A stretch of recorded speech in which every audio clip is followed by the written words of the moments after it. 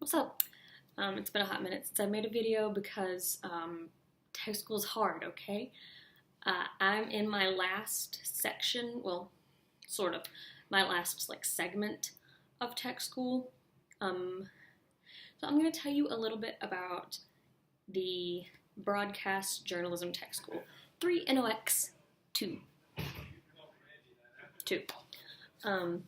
People are going to walk through the hallway, so excuse my audio.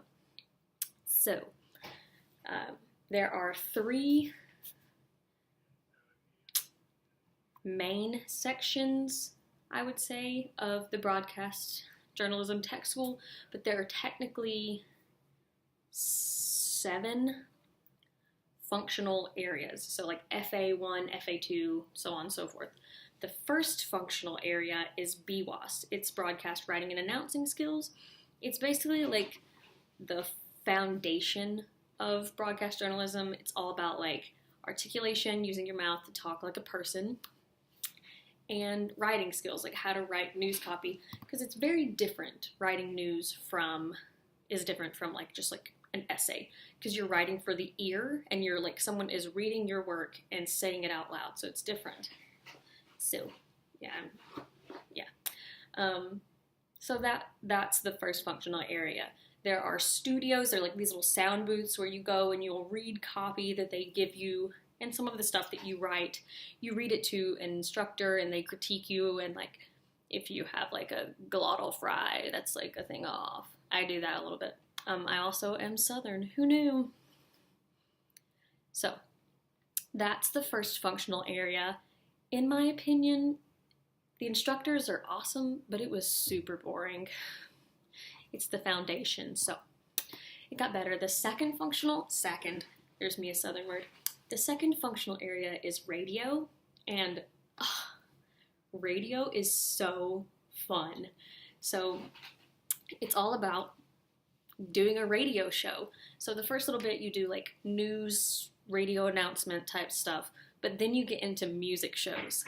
And how those work is you'll pick up a music list every day, and every day you'll do this this music show where you like announce things and you have like little fun facts that you'll do, and you basically host your own 1-hour radio show, and you run all the sound, and there's like this whole studio, and it broadcasts your radio show to your instructors who listen to it. They call in and you have to answer a phone call, and you don't take phone calls live.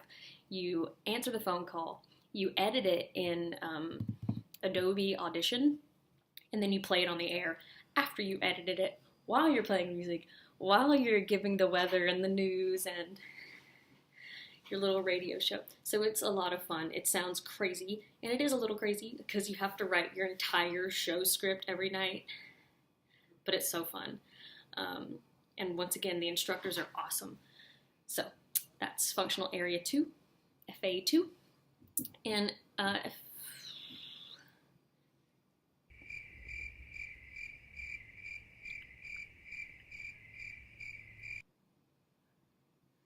miscounted here. I think there's like different functional areas, like BWAS and like broadcast announcing and broadcast writing is 1, 2. And then I think in radio, it's like radio news and radio like entertainment is 3 and 4. So it's like FA1 is writing, FA2 is announcing, FA3 is radio news, and FA4 is like radio something else, because I'm in FA5, and FA5 is video, but it's specifically news.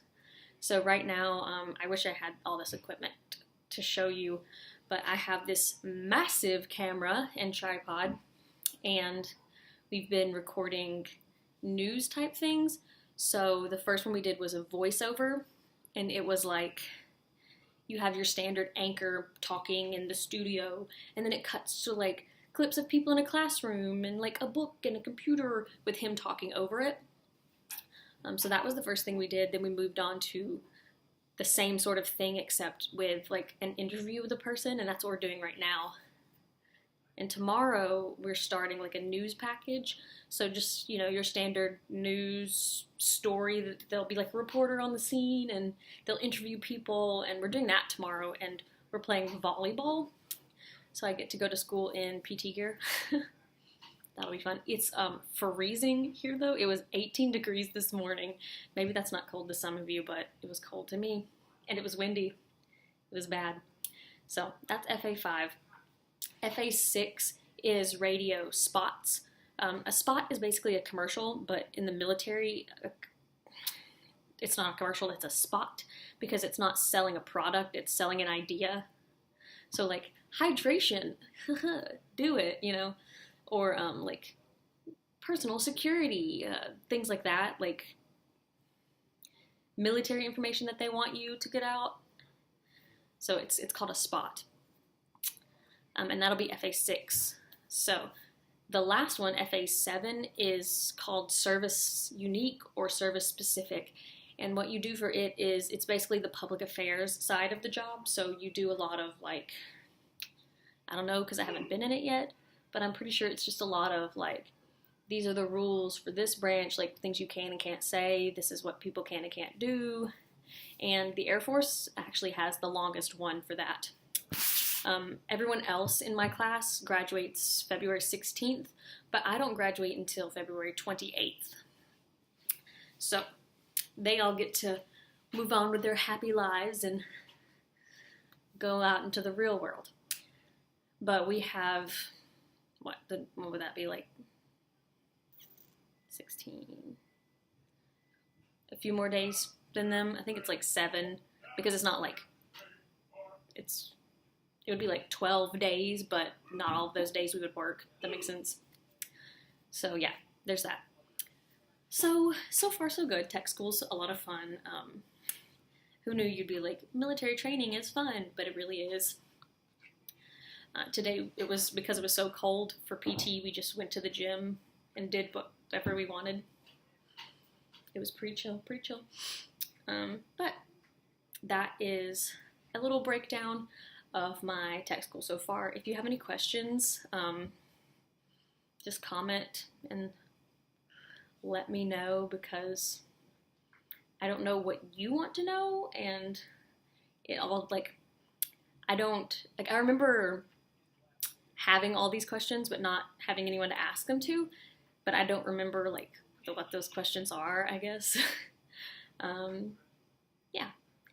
So if you have any questions about like holiday exodus, because I know that's something that I was curious about, just ask me.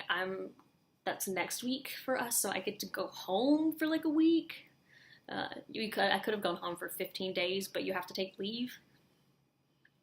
I'm not about to spend 15 days of leave. So, yep, if you have any questions about that, let me know. And finally, my duty station. So, I originally got orders to go to Kadena Air Base in Japan, but because North Korea is crazy, they changed all these qualifications to go to Japan.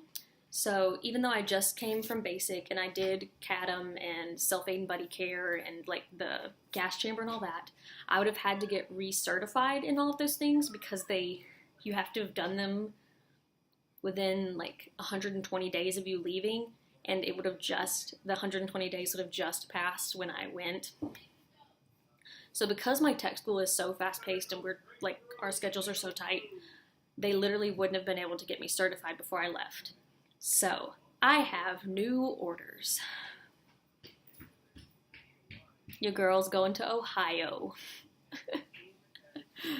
Ohio. It's a good one. Disappointed, I might be a little, but I've sort of, I hope you can hear that. It's okay, like, it'll be better for my, like, relationship, I guess, and, like, my parents can come see me a little easier when I'm 7 hours away versus, an ocean. But Japan would have been cool, not gonna lie. But I've only heard good things about Right Pat, so I'm excited. But Japan, Ohio, this is where I'm at. But that's all I have. I just want to make a quick video, like, hey, I'm still alive, I'm still in the Air Force, but I'm really busy. Sorry. So, Um,